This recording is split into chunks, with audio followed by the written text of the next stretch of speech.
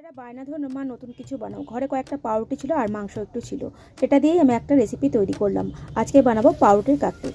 তার জন্য নিয়ে নিয়েছি ছোটো করে পেঁয়াজ, আদা কুচি, রসুন কুচি দিয়ে ভালো করে নুন দিয়ে আর গোলমরিচের গুঁড়ো দিয়ে ভালো করে আমি এটাকে ভেজে নেব। তারপরে মাংসটাকে কিমা করে রেখেছিলাম, সেই কিমা মাংসটাকে এর মধ্যে দিয়ে দেব। ভালো করে একটু ঢাকা দিয়ে নরম হতে দেব।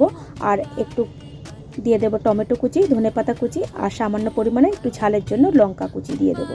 ভালো করে নেড়েচেড়ে এটাকে নামিয়ে ফেলবো। তারপরে 6 পিস পাউরুটি নিয়ে তার সাইডটাকে কেটে নিয়ে এইভাবে বেলে নেব আর একটা ব্যাটার তৈরি করে নেব।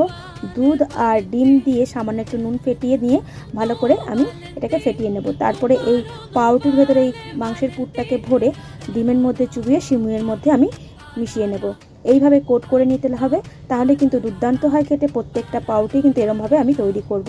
ঘরে সিমুইটা ছিল, তার জন্য কি করব, ফেলবো না, সেটাই আমি কাজে লাগিয়ে ফেললাম। আর এইভাবে একদম কম আঁচের